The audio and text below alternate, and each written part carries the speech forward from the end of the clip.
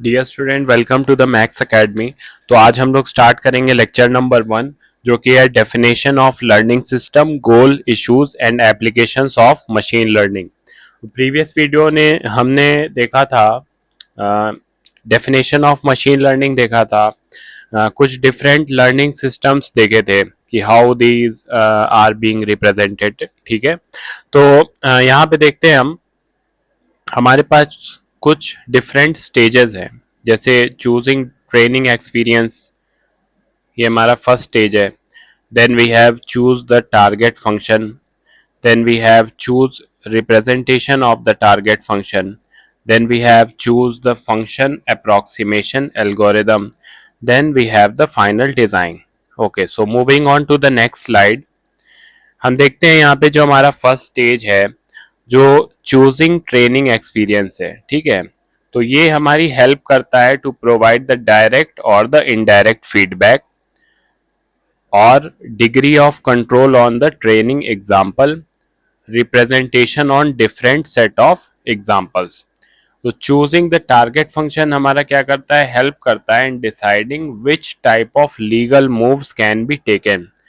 मतलब कौन से मूव्स हैं जो कि लीगल हैं, जो कि हम ले सकते हैं। जैसे हर एक गेम का एक अपना रूल होता है।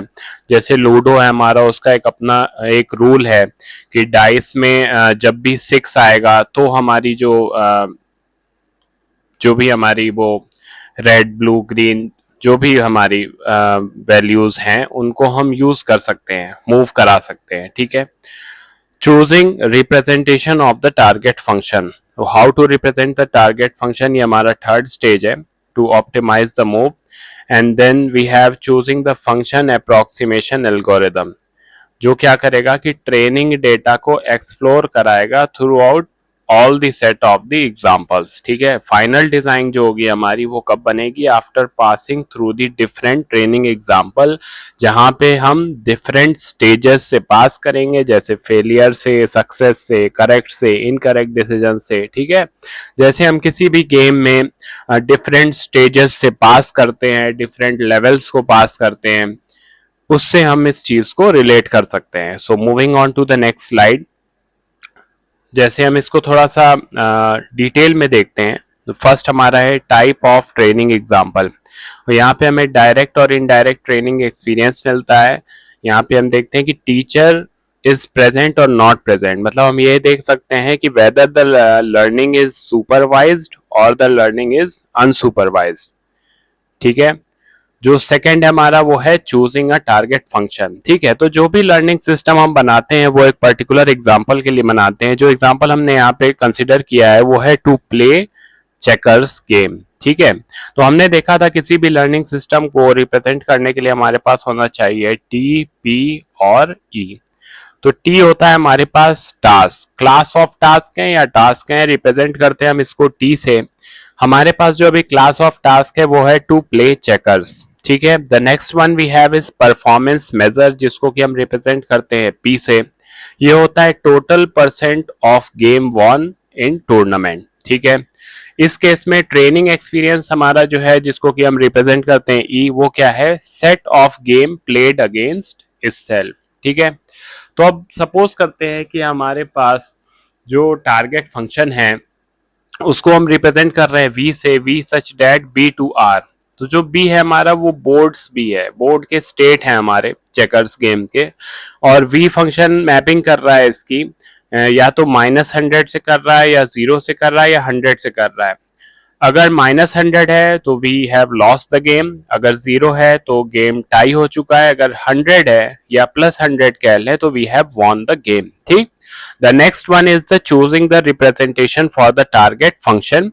तो यहाँ पे हमारे पास कुछ डिफरेंट रिप्रेजेंटेशन है, जैसे x1 भी रिप्रेजेंट कर रहा है number of black piece on the board B, ऐसे ही x2 भी कुछ पीसेस को रिप्रेजेंट कर रहा होगा, x3 कुछ पीसेस को कर रहा होगा। मैंने यहाँ पे रिप्रेजेंट इसलिए नहीं किया है क्योंकि आगे हम इसको डिटेलिंग में देखेंगे। ठीक है, the next one we have is 4 choosing an approximation algorithm for target function. यहाँ पे हम एरर कैलकुलेशन करते हैं, जो कि होता है V train B minus V cap B. ठीक है, और हम एडजस्टमेंट ऑफ वेट को देखते हैं, जो कि इस तरह से यहाँ पे है। The next one is the final design. अपनी फाइनल डिजाइनिंग को देखते हैं, जैसे हमारे पास परफॉर्मेंस डिजाइन है, तो यहाँ पे जो इनपुट होगा हमारा वो क्या होगा, new board as a system, ये हमारा इनपुट है, और आउटपुट होगा trace of the game played against itself. ठीक है। जब हम क्रिटिक की तरफ जाते हैं, तो क्रिटिक में हम देखते हैं कि जो इनपुट है हमारा वो होता है ट्रेस ऑफ द गेम, और जो आउटपुट होता है हमारा होता है set of the training example of target function. जो जनरलाइजर है वहां पे इनपुट होता है हमारा ट्रेनिंग एग्जाम्पल, और आउटपुट होता है हमारी हाइपोथेसिस। ठीक है। जो एक्सपीरियंस जनरेटर है वहां पे इनपुट होता है हमारा करंट हाइपोथेसिस, और आउटपुट होती है न्यू प्रॉब्लम। कुछ वर्ड्स आपको यहाँ पे परेशान कर सकते हैं, जैसे कि हाइपोथेसिस है, ठीक है, ट्रेनिंग एग्जाम्पल है, but it will all be cleared once you have gone through the whole playlist of the machine learning, क्योंकि कुछ कुछ टॉपिक्स हमारी डिफरेंट डिफरेंट स्टेजेस पे आएंगी जिनको कि हम वहां पे एक्सप्लेन करेंगे, तो आप थ्रू आउट द प्लेलिस्ट को फॉलो करें। ठीक है। So moving on to the next slide, हम देखते हैं कि हमारा गोल ऑफ मशीन लर्निंग क्या है। डेटा माइनिंग का है, how to mine the data, information retrieval है, स्टैटिस्टिकल लर्निंग है, different kind of statics being involved over there, pattern recognition है, डिफरेंट पैटर्न हो सकते हैं, किसी का स्लीपिंग पैटर्न हो सकता है, किसी व्हीकल का किसी पर्टिकुलर रोड पे पास करने का पैटर्न हो सकता है। ठीक है। Data science where huge amount of data is being involve, knowledge discovery हो सकता है, किसी पर्टिकुलर नॉलेज के डिस्कवरी के लिए हो सकता है। ठीक है। There are some issues in machine learning as well, जैसे पुअर क्वालिटी ऑफ डेटा। आप सपोज करें कि जैसे हम सेंसर से कोई डेटा जो है वो कलेक्ट कर रहे हैं, but because of the malfunctioning of the sensor we have collected a noisy data. ठीक है। तो क्या हो जाएगा, पुअर क्वालिटी ऑफ डेटा है। अगर पुअर क्वालिटी ऑफ डेटा है तो बाय डिफॉल्ट जो भी आउटपुट या जो भी पैटर्न हम उससे क्रिएट करना चाह रहे हैं वो क्या होगा, वो पुअर क्वालिटी का ही होगा। ठीक। The next one is the underfitting of training data. So there are two terms, underfitting and overfitting in machine learning.